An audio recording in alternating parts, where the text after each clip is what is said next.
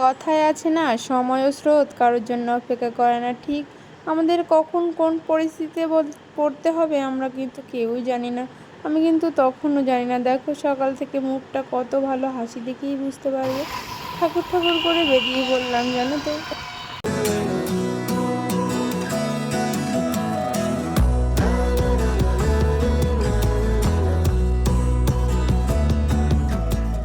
চলন্ত গাড়িতে একটু ভিডিও একটু ফটোশ্যুট করছিলাম। পাটকাঠি চারিদিক দেখতে কিন্তু ভীষণ সুন্দর লাগে। আর এটা কোন জায়গা বলো তো বন্ধুরা, তোমরা কি কেউ চিনতে পারছো? তো আমি বলেই দিই, এটা কিন্তু ভীষণ বড় মাঠ। এই জায়গাটার নাম হচ্ছে ডাকাত গাড়ির মোড়। ফাইনালি শিবনিবাসের মোড়ে চলে আসলাম। শিবনিবাস যাওয়ার রাস্তায় ঢুকে পড়লাম। এই যেদিন জল ঢালতে এসেছিলাম, বাপরে বাপ, এখান থেকেই লাইন শুরু হয়েছিল। আর আজকে দেখো রাস্তাটার অবস্থা কত ফাঁকা। আর এই হচ্ছে কি বলে, ট্রান্সমিটার না কি। আর ওই দেখো সামনে ব্রিজ চলে এসেছে। এই ব্রিজে শিব ঠাকুরের দেখা গেছিল নাকি আগের দিন, একজন ভিডিও তুলেছে, ভিডিওতে। তারপর চলে আসলাম দোকানে, এখান থেকে মিষ্টি নিয়ে। আর বেশি দূরে নয়, আর এটা হচ্ছে সেই মিষ্টির দোকান। আর এই দেখো আমার গুড্ডু। ফাইনালি উঠতে উঠতে চলে এসেছি বাড়িতে। দেখো সব খেলা করছে।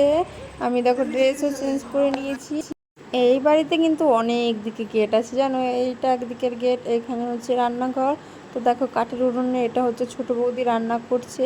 আর ওইটা দেখতে পাচ্ছ, এটা মেজো বৌদি। দেখো চলে আসলাম মেজো বৌদির ঘরে, এটা হচ্ছে আমার মেজ দাদা। আর বাড়ির পেছন দিকটা দেখতে পাচ্ছ, এখানে কিন্তু জল একটু ছোট্ট কত গর্ত ছিল, সেখানে দেখো জলে ভর্তি হয়ে গেছে। আর দেখো তালের অভাব নেই, দেখেছো তাল গাছের নিচে তাল পড়ে পুরো ঢিপি হয়ে আছে, দেখতে পাচ্ছ কি তোমরা? দেখো কত সুন্দর। আমি যাব কিন্তু ওই বৃষ্টির জন্য একটু ভয় লাগছিলো যে সাপ টাপ থাকতে পারে, তাই আর কি আমি যাইনি। আর দেখো এটা হচ্ছে বড় বৌদি যখন ছিল, এটা হচ্ছে বড় বৌদির গরুর ঘর, তো এখন বন্ধই পড়ে আছে যেহেতু বড় বৌদি বাড়ি নেই। দেখো এটা এই উঠোনটার কি অবস্থা হয়েছে যখন বড় বৌদি ছিল। আর বাড়িতে এসেই দেখি কাঁঠাল, পাকা কাঁঠাল তো আমার খেতে ভীষণ ভালো লাগে, তাই আমি খুব বেশি না দুটো তিনটে খেয়ে নিলাম। তো যেহেতু এখন অন টাইম, তো কাঁঠাল খেতে কিন্তু বেশ ভালো লাগে, তো আমি বেশি না। পিসিমা দেখো এখানে তাল মাখতে বসে পড়েছে, তো তালের বড়া হবে। আর দেখি কি কি রেসিপি করা যায় তালের। আর তালটা প্রতিনিয়ত দেখো দুপুরে খেতে বসে গেছি। এখানে আছে সয়াবিন, তো এটা কী শাক বুঝতে পারছি না, যাই হোক শাকের তরকারি। আর ডাইনিংয়ে বসে কিন্তু আমি খাবো না, আমি সব কিছু নিয়ে নিচেই বসে পড়ি। সবার খাওয়া কমপ্লিট, তখন আর কি ভিডিওটা তোলা হয়নি। তো আমি এখন খেতে বসেছি, তাই আর কি তোমাদের দেখলাম। আর এখানে আছে রুই মাছ দিয়ে আর কলা দিয়ে তরকারি। তো অনেক দিন পরে শাকের দিয়ে ভাত খাচ্ছি জানো তো। আমি হচ্ছে যেহেতু খুব একটা খাই না, আর আমাদের ওইখানে সেরকম এই গ্রাম্য এলাকায় শাক পাওয়া যায় না। সবাই মিলে বেশ একটু জমিয়ে আড্ডা মারলাম, সেটা কিন্তু দিনের বেলায় জানো তো। তো চলে গেলাম বান্ধবীর সঙ্গে দেখা করতে। সাপটাকে দেখে তো রীতিমতো আমরা সবাই ভয় পেয়ে গিয়েছিলাম। তারপর দেখি ওর গায়ে পিঁপড়ে লেগেছে, মারা গেছে। এটা দেখো বান্ধবী। আর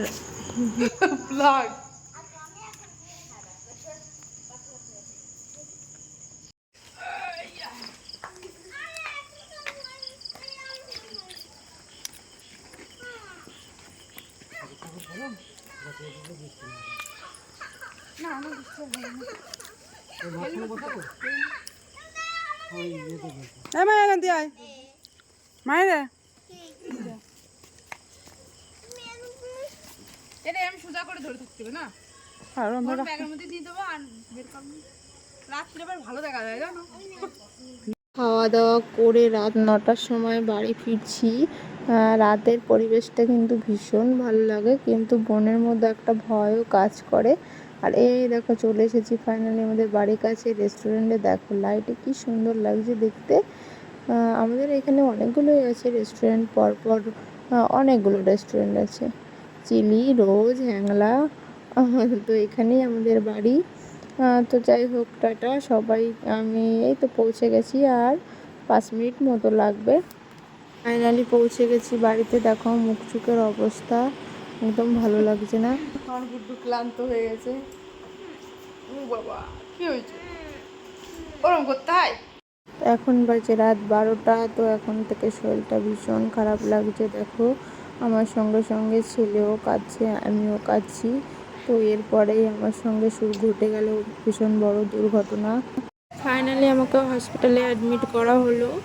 দেখো ভীষণ খুশি ছিলাম, খুশির পরে হয়তো আমার জন্য এটাই ওয়েট করছিল, আমি বুঝতে পারিনি।